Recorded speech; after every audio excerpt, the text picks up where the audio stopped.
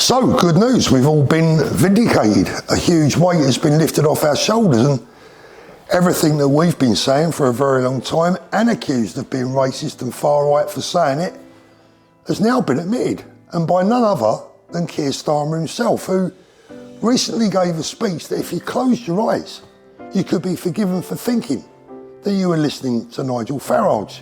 Let's have a listen. The Independent Office of National Statistics has conducted vital work on the state of immigration and found the previous government were running an open borders experiment. As the ONS sets out, nearly 1 million people came to Britain in the year ending June 2023. That is 4 times the migration levels compared with 2019. Time and again, the Conservative Party promised they would get the numbers down. Time and again, they failed. And now the chorus of excuses has begun. We heard that from the Leader of the Opposition yesterday. But what we didn't hear, what the British people are owed, is an explanation.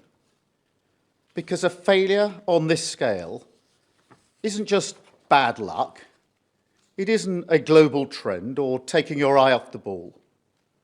No, this is a different order of failure. This happened by design, not accident. Policies were reformed deliberately to liberalise immigration. Brexit was used for that purpose, to turn Britain into a one-nation experiment in open borders. Global Britain. Remember that slogan? That is what they meant. A policy with no support and which they then pretended wasn't happening. And now they want to wave it away with a simple, we got it wrong. Well, that's unforgivable. There you have it. So, according to Starmer, the Great Replacement is and was real. Mass, uncontrolled, legal and illegal immigration has been deliberately dumped on our doorstep. And it was all a plan to replace us, the Prime Minister's own words, not mine, and you surely can't arrest people for repeating what the Prime Minister says.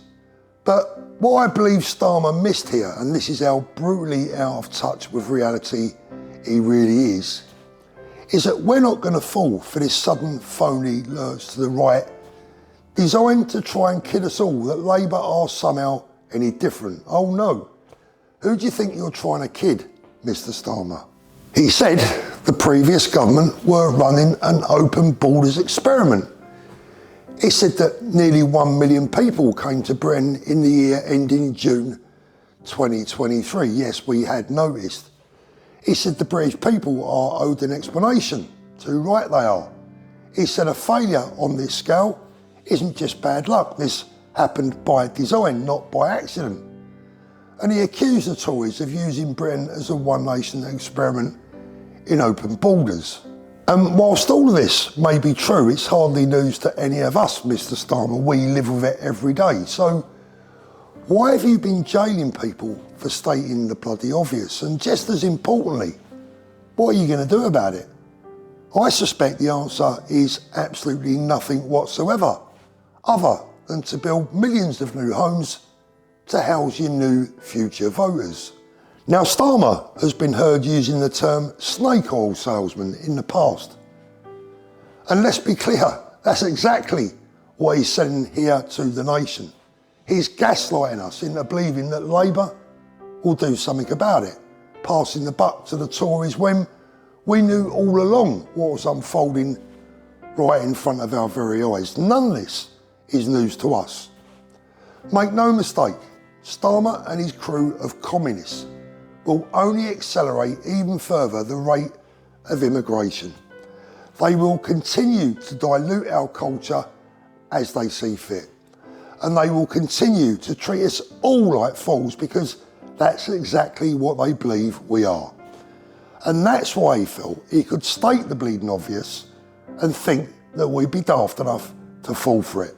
Now, a common trait of the narcissist is to accuse others of precisely the things they're guilty of themselves. That's what they do. And that's what Starmer's doing here. And does anyone believe for one single moment that he plans to put any of this right? Of course not. This speech was meant for the world's media and for those who sadly still have only one eye open, and to perpetuate a myth that Labour will get things under control. This was nothing more than blatant, covert lip service. But the good news is this, like I said right at the very start, we've all now been truly vindicated, haven't we? Keep Starmer's speech on your phone and play it to anyone that calls you far right or racist. Maybe play it to the kids' teachers at schools where Christmas jumpers and Christian hymns are now being banned in case they offend someone who came over last month from somewhere, I don't know, halfway around the world.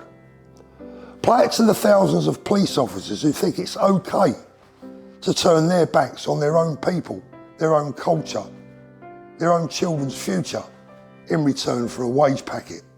And tell them all, make up your minds whose side you're on, because judging by Starmer's own words, that decision will have to be made sooner rather than later. And make sure you're on the right side of history.